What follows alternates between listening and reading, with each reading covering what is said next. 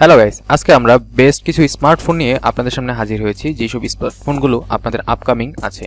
আপনি যদি চিন্তা করে থাকেন আপনি একটি স্মার্টফোন কিনবেন আর তার বাজেট হচ্ছে 25,000 টাকার মধ্যেই, তাহলে আপনার জন্য এই ভিডিওটি। আপনি বর্তমানে যে ফোনগুলো কেনার কথা চিন্তা করছেন, ভবিষ্যতে সেই ফোনগুলো কিনে আপনি যাতে আফসোস না করেন, তাহলে আমাদের এই সম্পূর্ণ ভিডিওটি দেখতে থাকুন।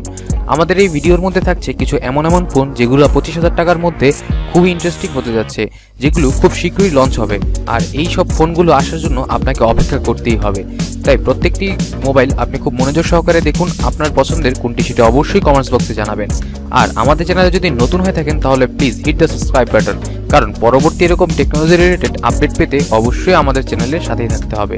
আর যদি তুমি স্টুডেন্ট হয়ে থাকো তাহলে তো কথাই নেই, স্টুডেন্টদের জন্য আমাদের জন্য আলাদা একটি সিরিজই চলে আসছে, যার মাধ্যমে স্টুডেন্টদের বিভিন্ন তথ্য আমরা এখান থেকেই প্রোভাইড করে থাকবো। তাই কথা না বাড়িয়ে ভিডিওটি সম্পূর্ণ দেখার অনুরোধ রইল। Enjoy yourself and enjoy this video. প্রথমেই যে স্মার্টফোনটি এসেছে সেটা হচ্ছে স্যামসাং M33। 5G ফোনগুলোর মধ্যে সবচেয়ে কম দামি স্যামসাং এর এই ফোনটি আনার চেষ্টা করছে। স্যামসাং এর কাছে আমাদের সবসময় একটি আলাদা রকম প্রত্যাশা থেকেই থাকে, তাই স্যামসাং সম্পূর্ণ প্রত্যাশা পূরণের জন্য এই ফোনটি বাজারে আনছে। এটি অনেকটা হাইপার হতে যাচ্ছে বাংলাদেশের জন্য, তাই এই ফোনের সম্পূর্ণ ডিটেলসগুলো এখনো জানানো হয়নি মানুষকে।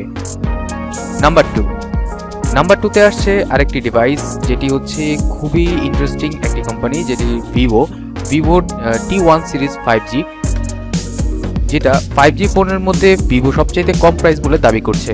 আর আমরা জানি ভিভো মানে হচ্ছে ক্যামেরা ফোন, এটার মধ্যে বিভিন্ন ক্যামেরার কারসাজি থাকবে কিছু এক্সট্রা ফিচার যেগুলো অন্যান্য ফোন দেওয়ার কথা চিন্তাই করতে পারে না। আর ভিভোর যে ব্যাক সাইড লুকের কথা বলি, সেটা হচ্ছে ভিভো এখন বর্তমানে একটা কমন লুক দিচ্ছে। তাদের একটা যে কালার গ্রেডিয়েন্টটা, সেটা অবশ্য প্রায় সবগুলো দামি বা কম দামি সব ফোনের মধ্যেই সেম থাকছে। আর এই ভিভোর পিছনে একটা ইন্টারেস্টিং জিনিস থাকছে, সেটা হচ্ছে 5G লেখা থাকছে, প্লাস এটার মধ্যে থাকছে 50 মেগাপিক্সেলের মেইন ক্যামেরা, 2 মেগাপিক্সেলের ব্রোকেন ক্যামেরা, তারপর 2 মেগাপিক্সেলের মাইক্রো সেন্সর, আর হচ্ছে 16 মেগাপিক্সেলের ফ্রন্ট সেলফি ক্যামেরা। তো এই ক্যামেরা সেটআপটার কথা যদি আমি চিন্তা করে থাকি, তাহলে এই ক্যামেরা সেটআপটা হচ্ছে বর্তমানে বাজারে সবচেয়ে ইন্টারেস্টিং একটি ক্যামেরা সেটআপ। নাম্বার 3তে আসছে রিয়েলমি 9 সিরিজ। রিয়েলমি 9 এর মধ্যে রিয়েলমি দুইটা সিরিজ পাবলিশ করতে যাচ্ছে, সেটা হচ্ছে রিয়েলমি 9 ভার্সেস রিয়েলমি 9 SE। এটা যদি বিল্ড অ্যান্ড ডিজাইন কোয়ালিটির কথা আমি চিন্তা করি, তাহলে এটাতে দেখতে পাচ্ছ যে অন্যান্য নর্মাল যেই রিয়েলমি ডিজাইনগুলো আছে সেটার মতোই কালার দেখা যাচ্ছে। এটার মধ্যে দুইটা কালার আসছে, তোমরা স্ক্রিনে যেটা দেখছো সেটা হচ্ছে হোয়াইট গ্রেডিয়েন্টের একটি কালার, যেটা খুবই দেখতে স্মুথ আর হচ্ছে পাঞ্চি লাগছে কালারটা দেখতে, যার কারণে কালার গ্রেডিয়েন্টের কথা নিয়ে আমার কোনো অবজেকশন নেই। আর এটার মধ্যে থাকছে 90 হার্টজের একটি রিফ্রেশ রেট, যেটা দেখতে তোমার স্ক্রিন কোয়ালিটি বা তোমার গেমিং কোয়ালিটিকে করে দিবে আরো দুর্দান্ত।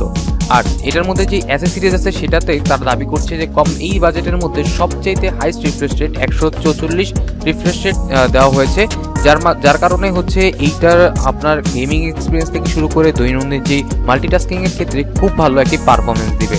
রিয়েলমি এই ফোনটার মধ্যে থাকছে অ্যামোলেড ডিসপ্লে, বাট যেটা আমার কাছে খুবই একটা সন্তুষ্টজনক মনে হয়নি। বাট এটাতে থাকছে 5G চিপসেট, যেটা হচ্ছে কোয়ালকম স্ন্যাপড্রাগন 6 ন্যানোমিটারের, যেটি থাকছে 6 ন্যানোমিটারের 778G প্রসেসর, যেটা স্মার্ট কোয়ালিটি বা আমরা এর আগেও এটাতে এই কোয়ালিটি বা এই প্রসেসর দিয়ে অনেকগুলো ফোন দেখেছি, যেটার বিল্ড কোয়ালিটি বা হচ্ছে পারফরমেন্সের কথা চিন্তা করলে অসাধারণ বা দুর্দান্ত বলা যেতে পারে। তাই এটার প্রসেসর নিয়ে আমার কোনো অবজেকশন নেই। মোট কথা হচ্ছে এটা যদি 20,000 টাকার কমে হয়ে থাকে, তাহলে আপনার জন্য একটি হতে পারে একটি বেস্ট চয়েস। তাই সম্পূর্ণ ভিডিওটি দেখেন, আর পরবর্তীতে যে মোবাইলগুলো আসছে সেটি আরও ইন্টারেস্টিং হতে যাচ্ছে। আর এটার যে ব্যাক সাইডে যে কালার কম্বিনেশনের কথা আমি যদি চিন্তা করে থাকি, তাহলে দেখতে পাচ্ছেন যে এটার কালার কম্বিনেশনটা খুবই জোস। আর এটার যেটা নর্মাল যে ক্যামেরা ফ্রন্টে দেখতে পাচ্ছেন আপনারা, সেটা খুবই ছোট একটি পাঞ্চুল ক্যামেরা। আর এটার মধ্যে থাকছে বিভিন্ন সেটআপ, আর সেন্সরগুলোর কথা আমি না বললেই চলে। এটার মধ্যে থাকছে 6000 mAh এর একটি সুপার ব্যাটারি, যেটা আপনাকে ব্যাকআপ দিবে 2 থেকে 3 দিন পর্যন্ত। আর এটার পিছনে যে ক্যামেরা শেপটা রয়েছে সেটা অনেকটা আইফোনের মতো, তাই এটা যখন ব্যাক কভার লাগানো হয়ে যাবে আপনার কাছে মনে হবে আইফোনের একটি লুক। তাই আপনার যদি পছন্দ হয়ে থাকে তাহলে আপনি এই সেটটি অবশ্যই পারচেস করতে পারেন।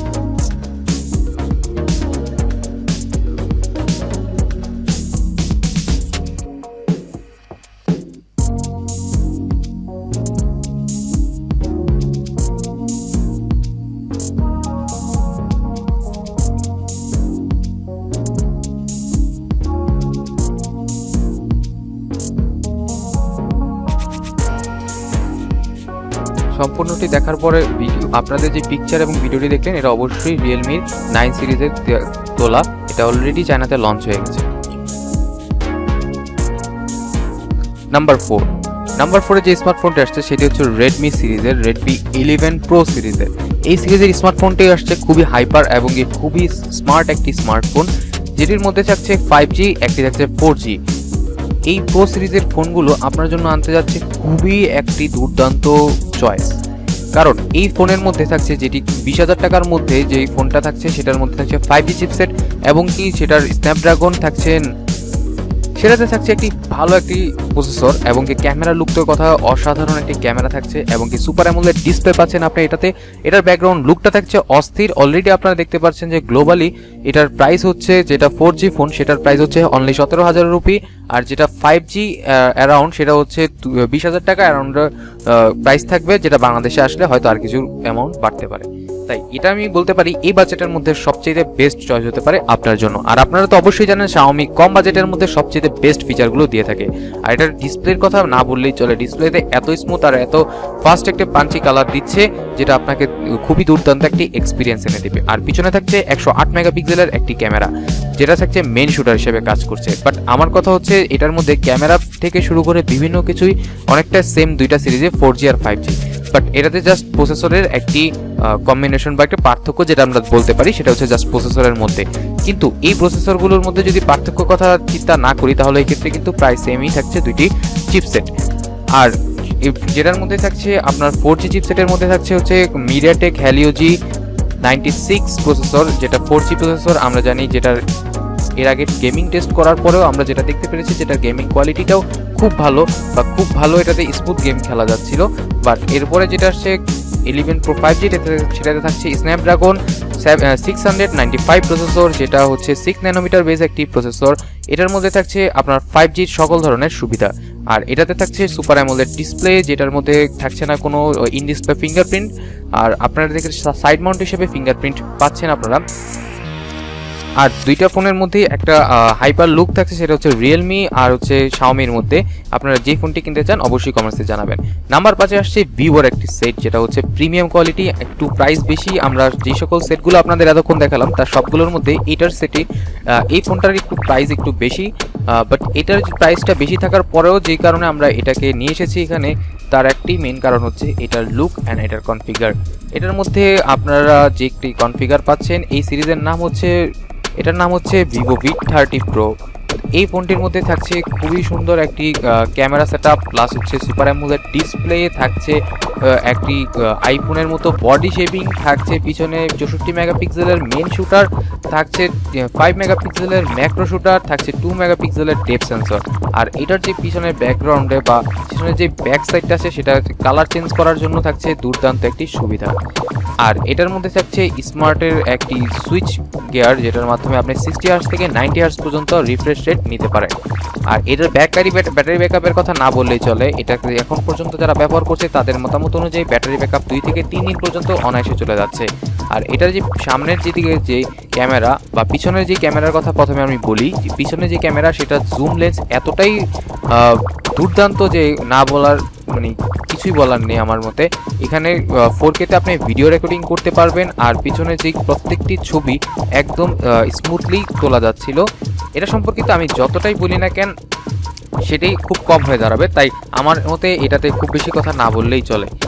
আপনাদের দেখা মতে এই পর্যন্ত যে 5টি স্মার্টফোন আমি দেখালাম তার মধ্যে যেই স্মার্টফোনটি আপনার ভালো লেগেছে অবশ্যই আমাদের কমেন্টস বক্সে জানাবেন, আর এই স্মার্টফোনটির জন্য আপনি অপেক্ষা করবেন কিনা সেটাও জানাবেন।